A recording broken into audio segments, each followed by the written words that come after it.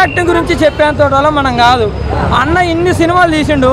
ఈ సినిమాలు అన్న యాక్టింగ్ ఒక 2 hours మొత్తం గన్స్తోనే ఉంటుంది అన్న. అసలు ఒక విధ్వంసాన్ని చూస్తారు మీరైతే. ఇది ఒక పార్ట్ కాదు, ఇంకో పార్ట్ కూడా ఉంది. ఆ పార్ట్ కోసం ఈగర్లీ వెయిటింగ్ మేము. కొత్త డైరెక్టర్ అని చాలామంది ఇంటర్వ్యూలలో అక్కడ అన్నారు. అసలు ఇతను కొత్త డైరెక్టరే కాదన్న.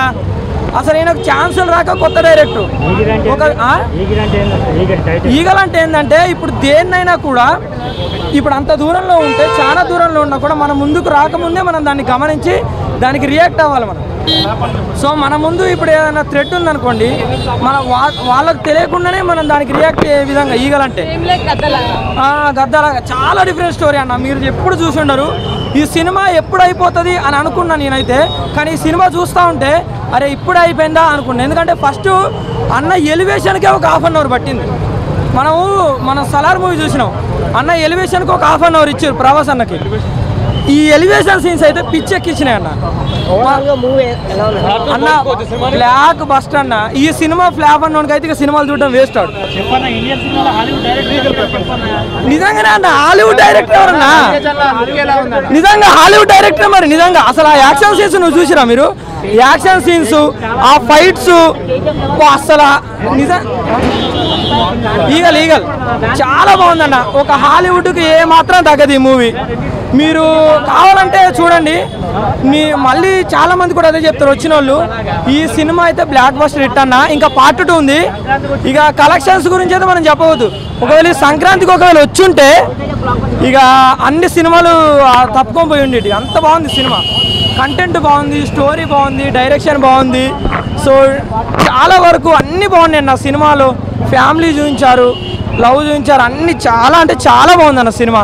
బ్లాక్ బస్టర్ హిట్ ఇది సినిమా అయితే. నేను ఓయోకి వెళ్ళకుండా సినిమాకి వచ్చినా. సినిమా మాత్రం మామూలు ఏదైనా నెక్స్ట్ లెవెల్ ఉంది. అంటే ఆఫ్టర్ రావణాసుర అన్నకు మంచి బ్రేక్ వచ్చింది. తర్వాత ఇప్పుడు హిట్ కొట్టాడన్న. రవితేజ అన్న మాత్రం బ్లాక్ బస్టర్ కొట్టిందని చెప్పుకోవచ్చు. మెయిన్ గా చెప్పుకోవాలంటే అజయ్ ఘోష్ గారి కామెడీ పార్ట్ ఉంటుందన్న. అది మాత్రం నెక్స్ట్ లెవెల్ ఉంటుంది.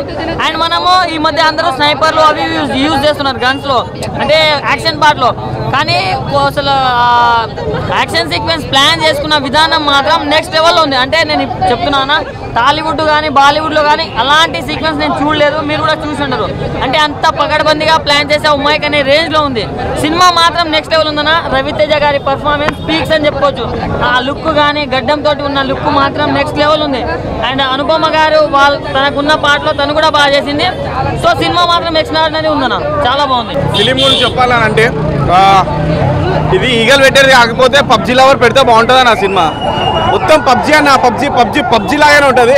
కొన్ని షార్ట్స్ ఉంటాయి చూడన్నా ఎలా ఉంటాయి అంటే పబ్జీలో రియల్ పబ్జీ చూసినట్టు ఉంటుంది. అట్లా లాంగ్ టైం ఒక రవితేజ అన్న ఒక ఎక్స్పెరిమెంట్ చేశారు కదా, సక్సెస్ఫుల్. అంటే స్టార్టింగ్లో ఒక 1 hour మనకు లాగ్ ఉన్నట్టు అనిపిస్తుంది. బట్ లేటర్ ఒక తర్వాత ఏంటంటే ఒక సెకండ్ హాఫ్ మనకు మొత్తం టర్న్ చేసేస్తుంది నా సినిమా.